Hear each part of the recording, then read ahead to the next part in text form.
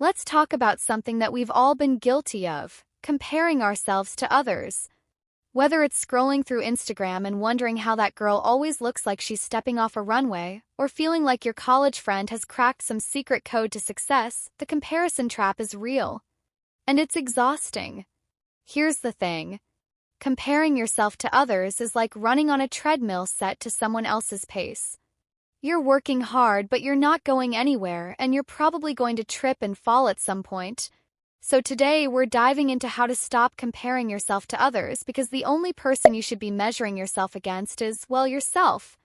Why do we compare ourselves? Humans compare themselves to others because deep down we're all just trying to figure out where we fit in. It's like playing a never-ending game of, am I doing this life thing right? Back in the day, it helped us survive by keeping up with the tribe, but now it's more about keeping up with Instagram. While it can sometimes give us a little push to grow, it often turns into a game we're never really meant to win. Social media has turned this ancient survival instinct into a full-blown competition. Everyone's highlight reel is in your face 24/7. But remember, a highlight reel is not the full movie. You don't see the bad days, the bloopers, or the struggles behind the scenes. Understand the cost of comparison. Comparing yourself to others is expensive. Not financially, though retail therapy might argue otherwise, but mentally and emotionally. Every time you compare, you're robbing yourself of joy and confidence. Take Sarah, for example. Sarah loves photography and she's good at it. But one day, she stumbles upon a photographer on Instagram with millions of followers. Suddenly, Sarah feels like her work isn't good enough. She spends hours obsessing over someone else's success instead of focusing on improving her craft. The result? Burnout and frustration. Comparison doesn't just steal joy, it stalls progress. Imagine if Sarah had spent that time working on her own skills. She might have developed her unique style instead of chasing someone else's. Manage your social media diet. You've heard of "you are what you eat," right? Well, you're also what you consume online. Social media can be a great place for inspiration, but it can also be a comparison trap if you're not careful. It's like eating junk food, too much of it and you feel sluggish and miserable. Unfollow accounts that make you feel bad about yourself. Follow people who inspire, educate, or uplift you. If you can't bring yourself to unfollow someone, at least mute their posts and stories. Out of sight, out of mind. Pro tip: set a timer for social media. Limit yourself to 30 minutes a day. Use the rest of your time to focus on you. Your goals, your hobbies, your life. Celebrate your wins, big and small. Let's get one thing straight. Your accomplishments matter, even if they seem small compared to someone else's. Just because your friend bought a house doesn't mean your promotion at work isn't worth celebrating. Try this. Keep a wins journal. Every day, write down one thing you accomplished, no matter how small. Did you finish a book? Cook a meal that didn't come from a box? Finally figure out how to use Excel formulas? Write it down. Over time, you'll build a collection of reasons to be proud of yourself.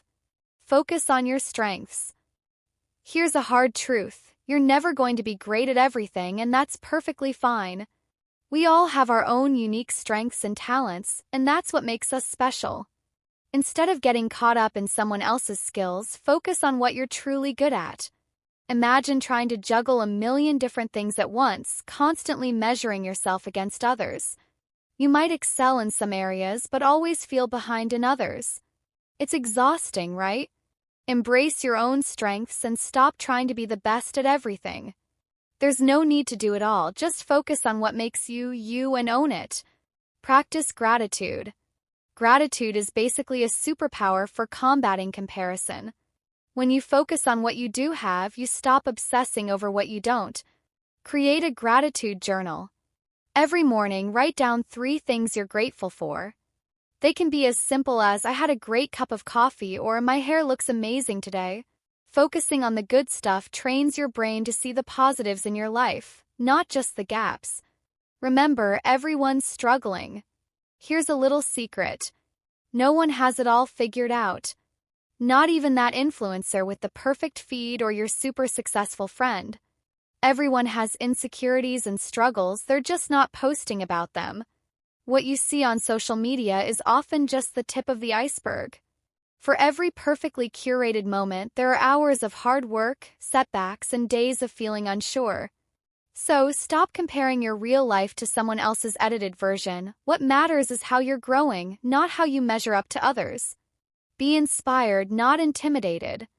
There's a fine line between comparison and inspiration. The next time you catch yourself envying someone, ask yourself, what about their life inspires me? Maybe it's their confidence, their creativity, or their discipline. Use that as motivation instead of letting it drag you down. For example, if your friend runs marathons and you've been wanting to get in shape, let their achievements push you to start exercising. Don't beat yourself up for not being there yet. Everyone starts somewhere. Focus on your own journey. Your journey is unique. Imagine running a race where you keep looking at the other runners. You're going to trip, veer off course, or lose momentum. Keep focused on your own progress. Comparison is especially pointless when you're comparing yourself to someone who's in a completely different phase of life. You wouldn't compare your first ever painting to a professional artist's gallery exhibit, right? So don't compare your behind the scenes to someone else's highlight reel. Seek professional help if needed. Comparison is taking a toll on your mental health. It's okay to ask for help. A therapist can help you unpack why you're feeling this way and give you tools to build your confidence. It's not a sign of weakness, it's a step towards self-improvement. Remember, seeking support is an act of self-care, and there's no shame in prioritizing your well-being. The journey to a healthier mindset starts with taking that first step. Practice self-compassion. Be kind to yourself. It's easy to fall into the trap of thinking, why can't I be like her? But you're not her. You're you, and that's your superpower. Treat yourself with the same kindness and understanding you'd offer a friend. Every time you catch yourself comparing, stop and reframe. Instead of, she's so much better than me. Try, she's great at what she does and I'm great at what I do. Breaking free from the comparison trap isn't easy, but it's worth it. Remember, you're not in competition with anyone but yourself. Celebrate your wins, focus on your journey, and learn to appreciate what makes you unique. So, the next time you catch yourself scrolling through social media and feeling down, pause and remind yourself, you're doing great. And if you need a little extra encouragement, come back to this channel. We're here to remind you that you're amazing. Now hit that like button, subscribe, and drop a comment below about one thing you're proud of today. Let's celebrate you.